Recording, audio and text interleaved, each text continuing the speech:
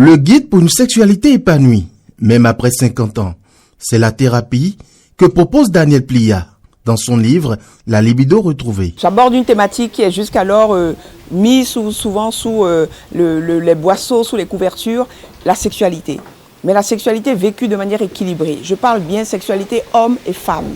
Je parle de jeunes qui ont déjà l'âge de la sexualité. Ce n'est pas une incitation à la sexualité débridée, mais à la sexualité bien vécue. Et déjà, pour les jeunes couples qui se marient, voilà un outil qui va leur permettre de pouvoir rentrer dans la vie de mariage de manière équilibrée. Selon la naturothérapeute, diététicienne, auteure du livre, plusieurs facteurs peuvent être à la base du manque de libido. Il y a d'abord les médicaments que nous prenons. Les gens qui prennent beaucoup d'antibiotiques, si vous êtes habitué aux antibiotiques, les anxiolytiques, les antipaludéens, voilà, les antipaludéens, les doliprane, les efferalgan, tous ces médicaments que très tôt les enfants, les jeunes commencent à consommer, c'est déjà un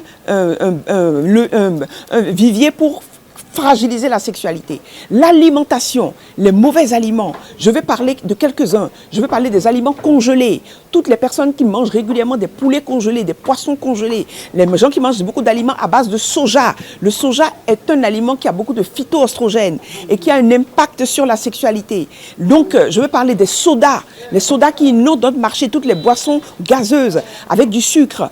Je vais parler des huiles. Voilà, j'ai parlé de tout ça. Les mauvaises huiles, les huiles frites, les huiles raffinées, soi-disant sans cholestérol, alors qu'au Bénin, nous avons d'excellentes huiles. Donc voilà, tous ces aliments, je les ai dénoncés dans le livre et j'en parle pour que les gens savent qu'il faut éviter ça.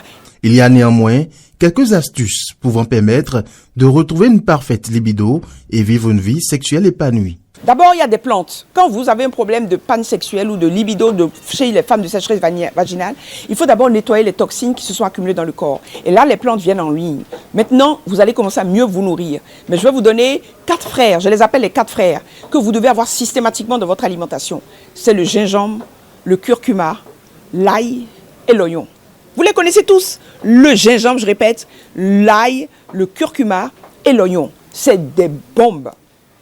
Un homme qui en mange régulièrement cru, je dis bien cru, plus c'est cru et plus le corps en profite. La libido retrouvée, le guide qu'il faut donc avoir. C'est ça qu'il nous faut aujourd'hui. On a besoin de revenir à l'essence même des choses, aux choses naturelles. Et je pense que Madame Plia a assez de bagages et d'expérience en la matière en partant sur l'héritage de son père, que son père lui a légué en connaissance pour pouvoir parler donc de ces choses et puis son métier en tant que naturopathe. Et c'est ça qui fait que aujourd'hui je suis venue d'abord pour l'auteur et puis également pour l'ouvrage. Après donc la santé et la longévité par l'alimentation, Daniel Plia revient avec la libido retrouvée afin de répondre aux multiples préoccupations liées au bien-être de l'homme.